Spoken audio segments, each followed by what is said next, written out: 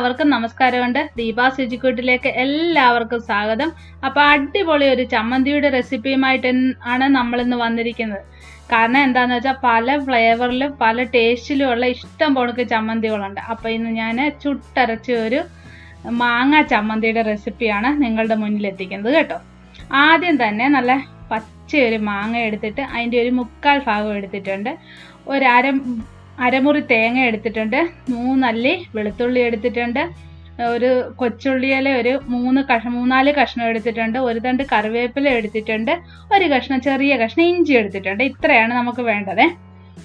അതിനുശേഷം വറ്റൽമുളക് ഒരു 10 വറ്റൽമുളക് എരിവുള്ളത് എടുത്തിട്ടുണ്ട്. അതൊന്ന് എണ്ണയിലൊന്ന് വറുത്തെടുക്കാം. നാട്ടിലാണെങ്കിൽ ഞാൻ ചുട്ടേ എടുക്കത്തുള്ളൂ അടുപ്പിലിട്ട്. ഇപ്പം ഞാൻ എണ്ണയിലൊന്ന് വറുത്തെടുക്കുകയാണ്, ഒന്ന് മൂപ്പിച്ച്. കണ്ടില്ല, അത് മൂത്ത് വന്നിട്ടുണ്ട്. അതിനുശേഷം നമ്മുടെ മിക്സിയുടെ ജാറിലേക്ക് തേങ്ങ ഇട്ടു. അതിനുശേഷം ആ മൂപ്പിച്ച വറ്റൽമുളക് ഇട്ടു. അതിനുശേഷം ഞാനിപ്പം നമ്മുടെ വെളുത്തുള്ളി എണ്ണയിലൊന്ന് മൂപ്പിക്കാൻ വേണ്ടി ഇട്ടിട്ടുണ്ട്. ഇപ്പം ചെറുതായിട്ട് കണ്ടല്ലോ, ആ ഇഞ്ചിയുടെ കഷ്ണം ഒന്ന് ചെറുതായിട്ടൊന്ന് കട്ട് ചെയ്തിട്ട് ബാക്കി തേങ്ങയും കറിവേപ്പിലയും ആ ചുവന്നുള്ളിയുടെ കഷ്ണവും കണ്ടല്ലോ, ആ മാങ്ങ ക്യൂബായിട്ട് കട്ട് ചെയ്തത് എല്ലാവിടെ പച്ച മാങ്ങ തന്നെ എടുക്കണം കേട്ടോ. അത് നല്ല പുളിയുള്ളേ, അതുകൂടെ അങ്ങോട്ട് കട്ട് ചെയ്ത് അങ്ങോട്ട് ഇട്ടിട്ടുണ്ട്.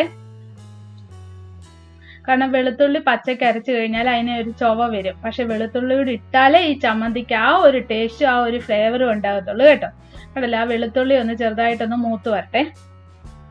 കണ്ടല്ലോ, ഇതുപോണക്ക് ആ വെളുത്തുള്ളിയുടെ അല്ലി ഒന്ന് മൂപ്പിച്ചെടുത്തതിന് ശേഷം അങ്ങോട്ട് ഉപ്പും കൂടെ ചേർത്ത് ആ ഒരു കളറ് കിട്ടാൻ വേണ്ടി, ചുട്ട മുളകിന് അത്രയും കളറ് കിട്ടത്തില്ല, അതിനാണ് ഒരു 1/2 സ്പൂണോളം കാശ്മീരി ചില്ലി പൗഡർ കൂടെ ചേർത്തിട്ട് ആവശ്യത്തിനുള്ള ഉപ്പോട് ഇട്ടിട്ട് അങ്ങോട്ട് അരച്ചൊന്ന് എടുക്കണം. അന്നൊരു ചൂട് മട്ടേരി ഇപ്പം നമ്മൾ അടുപ്പത്തിട്ടേക്കണം കേട്ടോ.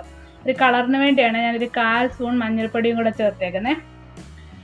അരി ഇപ്പം എല്ലാവരും അടുപ്പത്തിട്ടിട്ട് ഇതുപോണക്കൊരു ചമ്മന്തിയും കൂടെ അരച്ചിട്ട് ഒന്ന് കഴിച്ചു നോക്കണം. എൻ്റെ പൊന്നോ, എന്തോ ടേസ്റ്റാണെന്നറിയാം. ചൂടോടെ തന്നെ ആ ചോറ് കഴിക്കണം കേട്ടോ. എനിക്ക് ഒത്തിരി ഇഷ്ടമുള്ള ഒരു ചമ്മന്തിയാണ്. നമ്മൾ കുറേ ചമ്മന്തികൾ തേങ്ങ വെച്ചിരിക്കും, പക്ഷെ ഈ ഒരു ടേസ്റ്റ്. അപ്പോൾ അതെല്ലാവരും ഒന്ന് അരച്ച് നോക്കണം. അപ്പോൾ ഈ വീഡിയോ എല്ലാവർക്കും ഇഷ്ടമായെങ്കിൽ എല്ലാവരും ലൈക്ക് ചെയ്യണം, ഷെയർ ചെയ്യണം, സപ്പോർട്ട് ചെയ്യണം. ഒരു സിമ്പിൾ വീഡിയോ അല്ലേ, സിമ്പിൾ റെസിപ്പി അല്ലേ. അപ്പോൾ അടുത്തൊരു വീഡിയോയുമായി വരുന്നത് വരെ എല്ലാവർക്കും ബൈ.